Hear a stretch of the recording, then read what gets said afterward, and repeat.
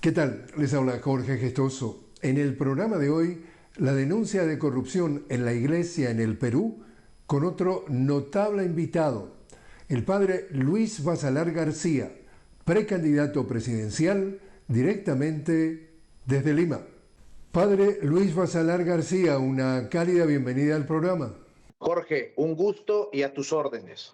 Padre, usted dice que, y leo sus palabras, el Papa Francisco está desmantelando la Conferencia Episcopal Peruana, que es una podredumbre y muchos otros asuntos mezclados con la gran política del Perú. Dos preguntas en una.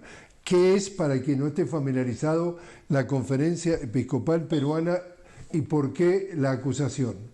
Es aquella agrupación que comprende a todos los obispos a nivel nacional. Desde mi perspectiva, es un partido político porque lo único que ha hecho es tomar postura en favor de algunas élites que han llegado al poder. Pero al mismo tiempo, considero que esta misma agrupación es mafiosa, corrupta y putrefacta. Ya te iré diciendo cuáles son los argumentos. ¿Cuáles son los argumentos? Uno de ellos, se roban el dinero de la ayuda de Cáritas.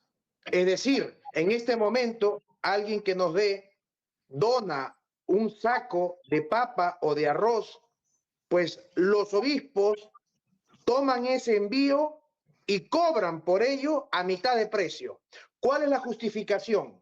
El pago del flete, cuando está prohibido cobrar por aquellos alimentos que son regalados.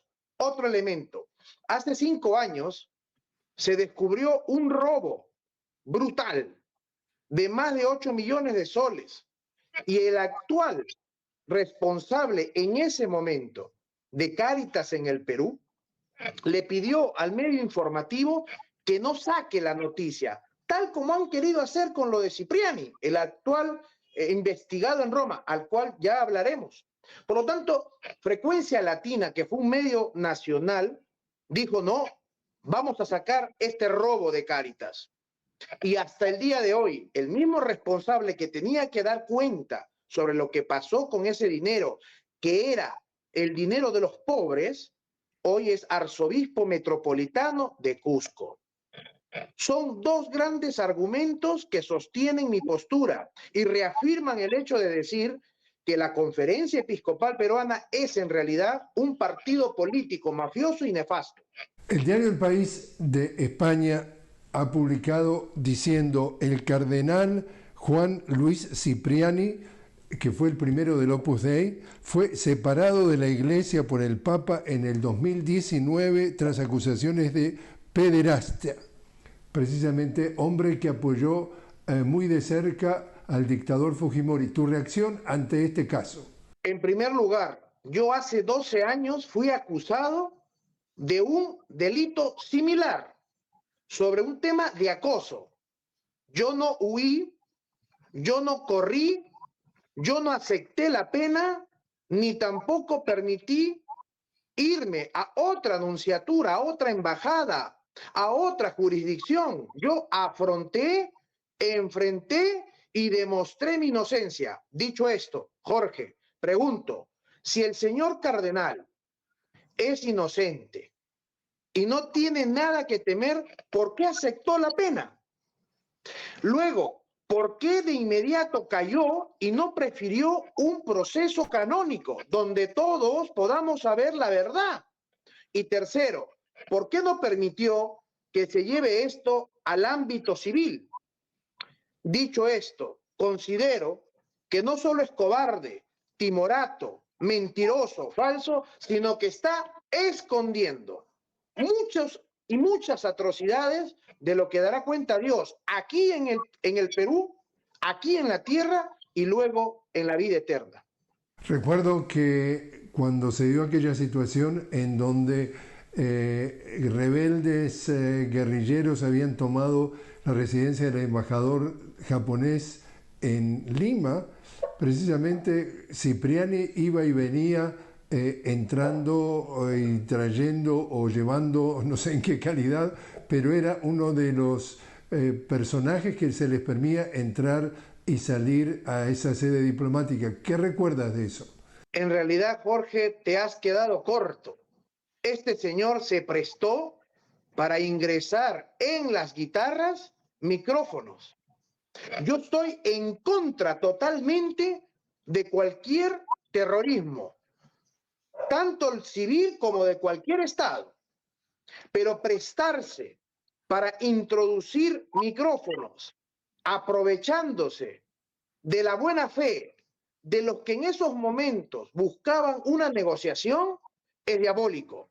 En segundo lugar, esto le permitió a él catapultarse y ser promovido en Roma, gracias a la interferencia de, como bien dices tú, el dictador y autócrata Alberto Fujimori. De tal manera que la figura del señor Juan Luis Cipriani no solo es macabra, es diabólica. Cuando tuve yo mi proceso, le escribí una carta y le dije, señor cardenal, no me han dado derecho a la defensa, no me han puesto abogado canónico, no conozco de lo que se me acusa, por favor, hágame justicia. Le llegó al carajo, con el perdón del francés, querido Jorge. Y estas son las consecuencias. En el caso de la Iglesia Católica en América Latina, y saco una anécdota que está confirmado, por ejemplo, cuando le están organizando el golpe de Estado en Bolivia a Evo Morales, se ha podido confirmar que usaban una propiedad de la Iglesia Católica, los golpistas, para organizarse cómo lo iban a dar al golpe y qué iba a pasar, quién iba a tomar el poder. ¿Recuerdas de Yanine Áñez? Directamente en las facilidades, en las instalaciones de la Iglesia Católica. En el Perú también la Iglesia Católica y la derecha están ¿cuán cerca? Agradezco la pregunta, Jorge. En el momento en que el presidente Pedro Castillo convoca el diálogo con el entonces cardenal Barreto, jesuita, este ingresa y le da una lista para indicarle cuáles deberían ser los ministros de Estado. Aquí en el Perú se hace referencia a un sector de falsa izquierda llamado caviar, que no son otra cosa que los parásitos que toman el poder público, los ministerios y viven de las consultorías del Estado.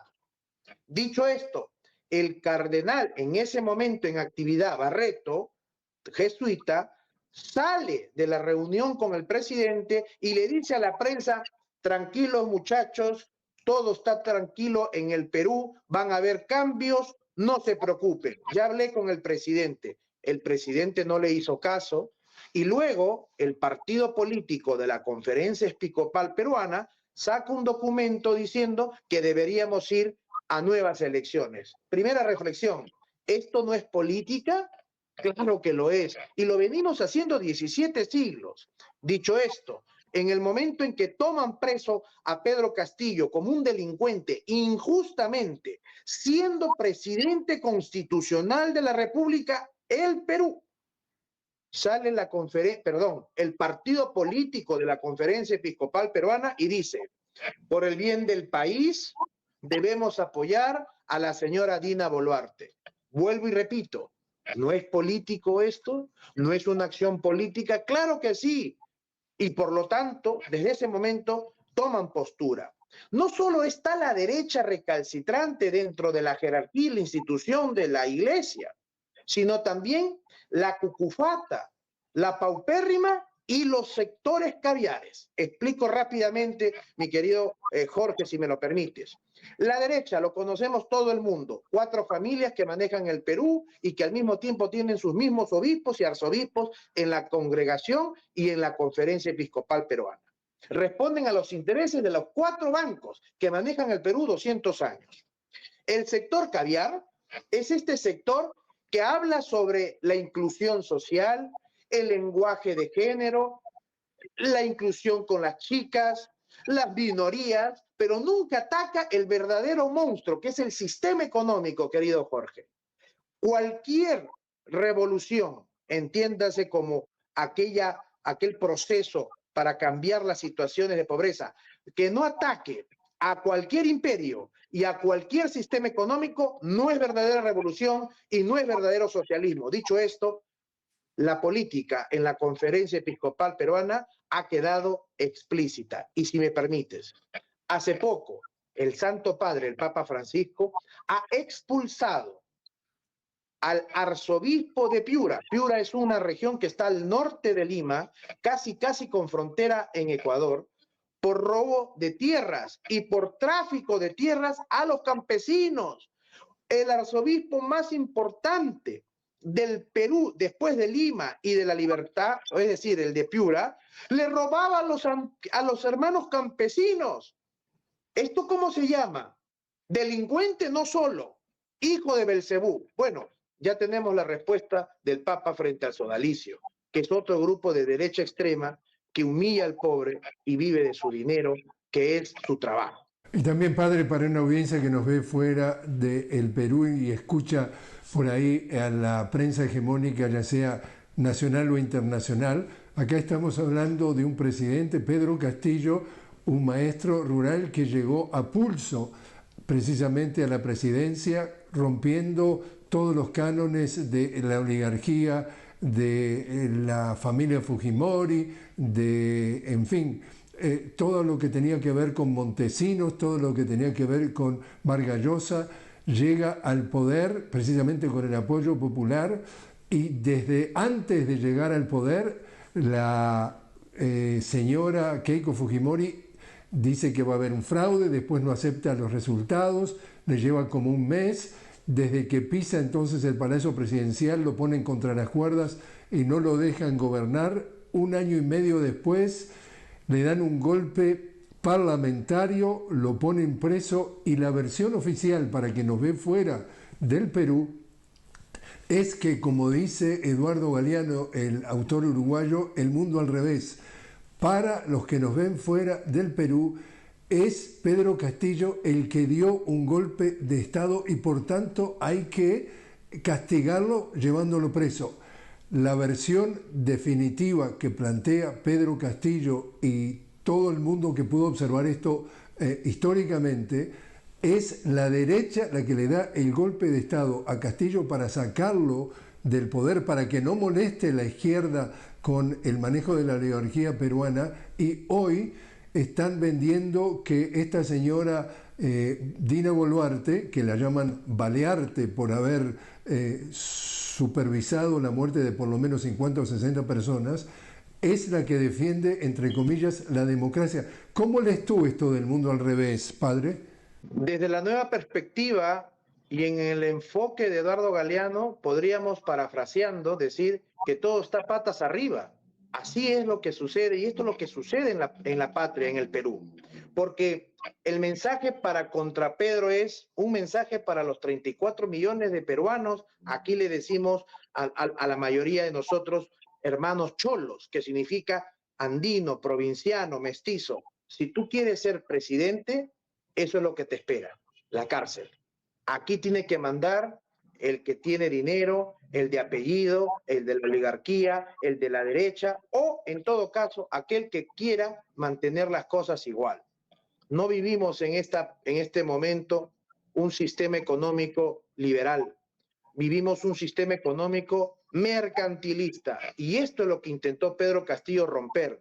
Y claro, la oligarquía, la derecha, aquel centro de poder, no se lo permitió ni un instante. En conclusión, considero que el mensaje directo hacia Pedro es también un mensaje directo a los millones de peruanos emprendedores que queremos libertad y que queremos un nuevo sistema económico y político. Padre, te invito a hacer una pequeña pausa. Estamos hablando con el padre Luis Basalar García, precandidato presidencial, sobre precisamente la situación de la Iglesia y de la política en el Perú. Enseguida regresamos.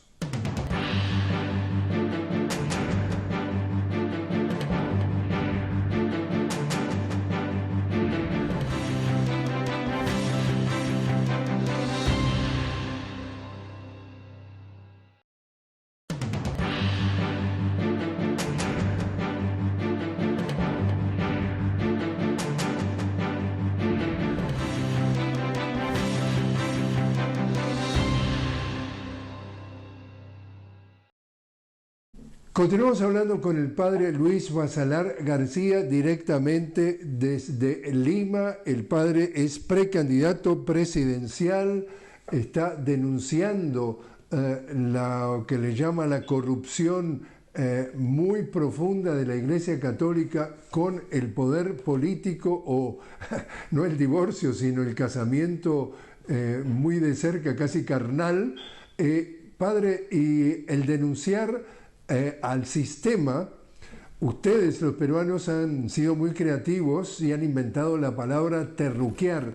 Terruquear, tú me corriges si lo simplifico demasiado, es todo aquel que cuestiona el sistema, que cuestiona la política, le pone la etiqueta de que es un terrorista, y como es un terrorista puede ser sometido o sujeto a leyes y puedes terminar preso por precisamente criticar. Entonces, ¿cuán generalizado está el terruqueo en tu caso?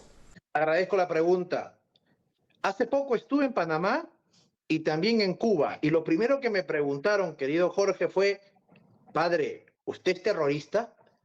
Fíjate tú el poder de la derecha y de sus medios informativos para poder etiquetar a cualquiera que intente pensar distinto, Jorge. Yo me pregunto, ¿terrorista es defender el evangelio que dice cuando tuve hambre me diste de comer?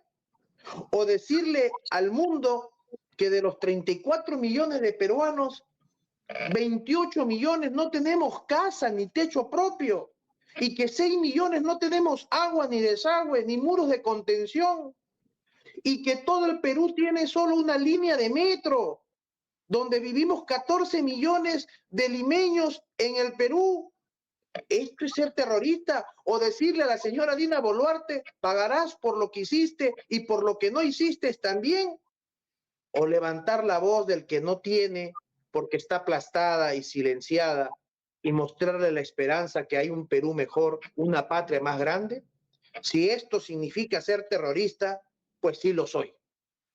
Y si no, están mis manos listas para entregarlas, y si es posible dar mi vida, la volveré a dar. Pero entonces la pregunta es, ¿con qué ejemplos nos puedes mencionar que te están haciendo sentir el rigor por justamente dar este mensaje? Convoqué y lideré las marchas contra la señora Dina Boluarte después de lo que le hicieron a Pedro Castillo. Luego me manifesté públicamente desde Venezuela, y de inmediato el partido político de la Conferencia Episcopal Peruana, en unión con el Estado peruano, sacó un documento para decir que yo estaba en proceso de juicio con Roma, efectivamente, pero quisieron desacreditar al mensajero eliminando el mensaje, y no pudieron. Querido Jorge, la Biblia es clara: así te callaran, las piedras hablarían.